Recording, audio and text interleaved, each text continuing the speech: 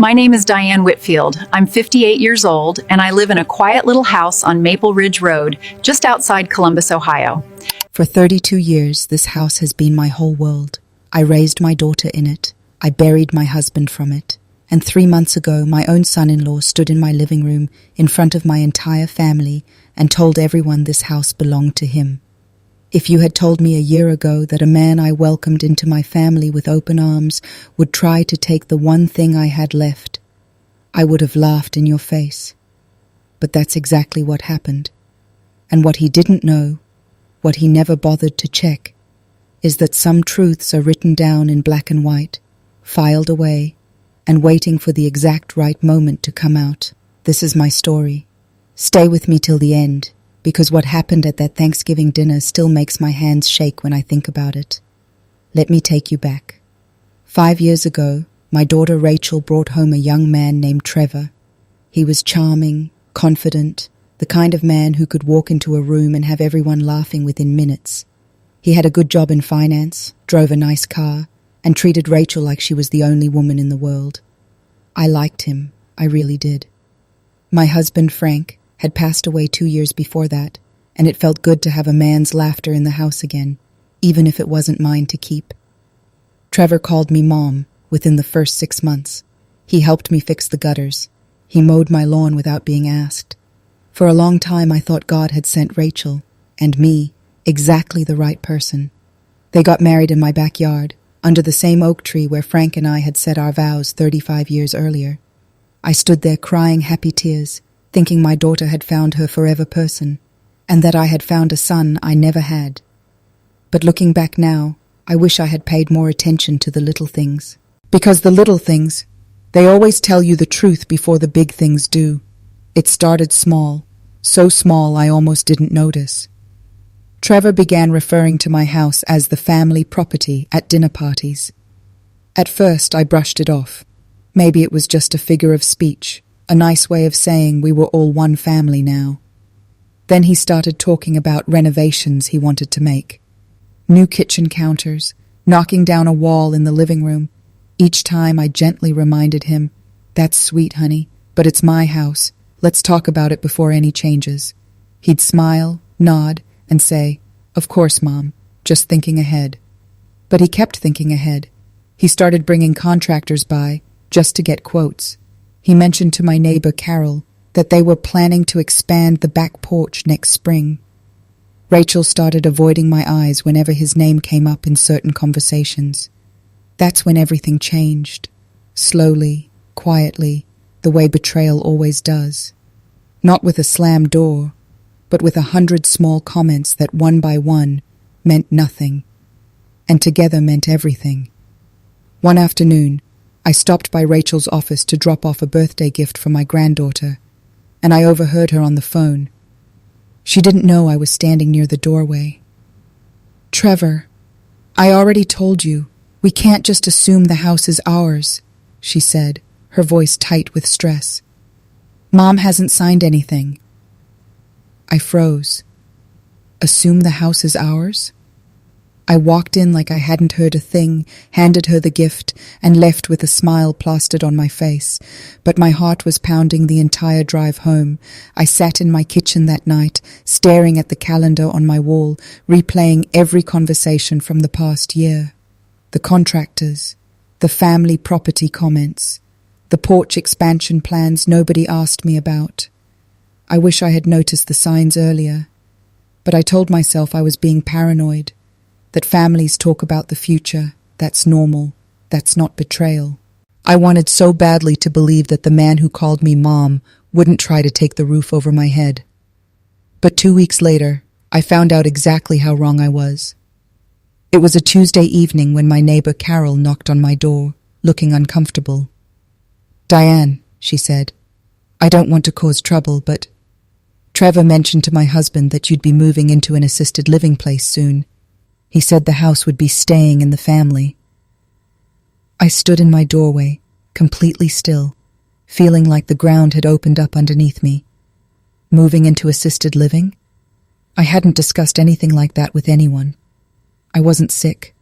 I wasn't struggling. I was 58 years old. and I had never once mentioned leaving my home. That night, I sat alone at my kitchen table, the same table where I'd taught Rachel to do her homework, where Frank and I had shared thousands of dinners, and I cried harder than I had since my husband's funeral. Not because I was scared of losing a house. Houses are just wood and brick. I cried because I realized the man I trusted, the man I called my son, was quietly planning my life without me in it. What happened next still shocks me, because I never imagined I'd have it in me to fight back the way I did. The next morning I drove straight to the county records office. I needed to see, in writing, exactly what was on file for my property. What I found there changed everything. Years earlier, right after Frank passed away, I had done something quiet and practical, something I never even mentioned to Rachel because it felt unnecessary at the time. I had restructured the deed into a living trust, naming myself as the sole trustee and beneficiary during my lifetime. It wasn't dramatic. It wasn't a secret plan. It was simply smart estate planning that my lawyer, an old friend of Frank's named Gerald, had recommended. That meant one very simple, very powerful truth. No one, not Rachel, not Trevor, not anyone, had any legal claim to that house while I was alive. Not a percentage, not a future promise, nothing. The house was mine, fully and completely, locked into a trust that Trevor had clearly never bothered to check. I sat in my car in that parking lot and I actually started laughing, a strange, exhausted laugh somewhere between relief and disbelief. He had been planning renovations, telling neighbors I was moving out, treating my home like his inheritance in waiting, and he hadn't done a single hour of research to confirm it was true. That's when I decided. I wasn't going to yell. I wasn't going to confront him in anger. I was going to let him say it out loud in front of everyone, and then I was going to show him the truth. I called Gerald that same afternoon. He was in his 70s now, mostly retired, but he still remembered Frank fondly, and he agreed to help me one more time. I asked him for a certified copy of the trust documents. Clean, official, undeniable. I asked him one more thing too. Would he be willing to come to Thanksgiving dinner this year? He raised an eyebrow through the phone. "Diane, are you setting up some kind of family showdown?" "No," I told him. "I'm just inviting an old friend to dinner. What happens after that is up to Trevor." I didn't tell Rachel anything. I didn't want to put her in the middle, and honestly, I didn't know how much she already knew or believed. I just kept living my normal life, gardening, going to my book club, having coffee with Carol, while quietly preparing for the one night I knew Trevor wouldn't be able to resist showing his true colors. Because men like Trevor don't stay quiet forever. Confidence like his always needs an audience. Thanksgiving was 3 weeks away, and I used every one of those days wisely.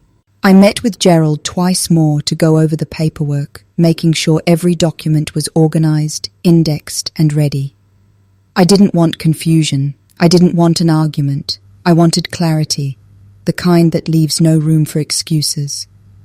I also did something else. I quietly reached out to my son Michael, who lived 2 states away and rarely made it home for holidays.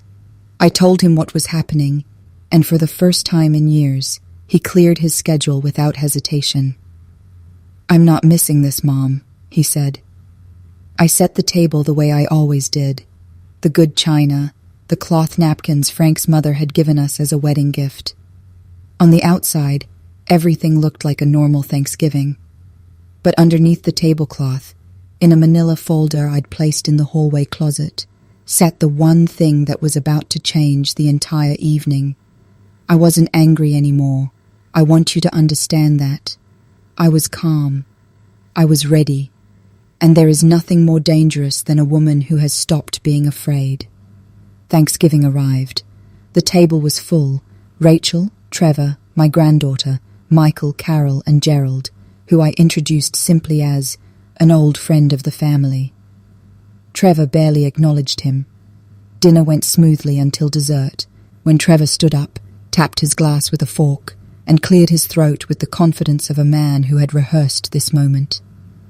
"I just want to say," he began, smiling around the table, "that Rachel and I have been talking, And once Diane is settled somewhere more comfortable next year, we're really excited to finally make this house our own. New kitchen, maybe finish the basement for the kids. It's going to stay in the family, which means everything to us. The room went silent. Rachel's face turned pale. My granddaughter looked confused, and I simply set down my fork, folded my hands, and smiled. "That's very interesting, Trevor," I said calmly, "because this house isn't going anywhere, and neither am I." He laughed, a short, nervous laugh. "Come on, Mom. We all know how these things go eventually." "Actually," I said, "we don't. Gerald, would you mind?" Gerald reached into his briefcase and slid the folder across the table. Trevor opened it slowly, his smile fading with every page. Certified trust documents. My name, and only my name, as trustee and sole beneficiary. A deed that had never once included his, or even Rachel's, name. "This house has been protected in a living trust since the year after Frank passed," I said quietly. "It was never up for discussion, Trevor, because it was never yours to discuss." The silence that followed was the loudest silence I've ever experienced. Trevor's face went from confident to confused to something close to panic. He tried to laugh it off, tried to say it was just a misunderstanding, but the paper in his hands told a different story than the one he'd been telling the neighbors for months. Rachel didn't speak for a long moment. Then she looked at her husband and asked the question I'd been wondering myself. "Trevor, how long have you been telling people my mother was moving out?" He had no good answer, because there wasn't one. In the weeks that followed, things shifted quietly but permanently. Rachel and Trevor had some hard conversations I wasn't part of, and honestly, that was their marriage to work through, not mine to control. What I do know is that the contractor quotes stopped. The comments to neighbors stopped. And Trevor never set foot in my living room again without asking first, which frankly was the bare minimum he should have been doing from the very beginning. I didn't do any of this to punish anyone. I did it because a woman who has spent her whole life giving to her husband, her children, her home, deserves to be asked, not assumed. Looking back now, I don't feel triumphant. I feel steady, grounded, like a woman who finally stood in her own kitchen and remembered exactly who she was. I think about all the small comments I brushed off in the beginning, the family property, the porch plans, the contractor visits, and I understand now that betrayal rarely announces itself loudly. It creeps in through small assumptions, one comfortable overstep at a time, until someone feels entitled to something that was never theirs. If there's one thing I want you to take from my story, it's this. Protect what's yours, quietly and legally, long before you ever think you'll need to. Not because you expect betrayal, I certainly never did, but because love should never require you to hand over your security to prove it's real. My name is Diane Whitfield. I'm 58 years old, and for the first time in a long time, I fell asleep in my own home, in my own bed, completely and permanently at peace. If this story moved you or reminded you of someone in your own life, let me know in the comments. And if you believe that respect should always come before assumption, don't forget to like and subscribe. There are many more stories like mine still to come.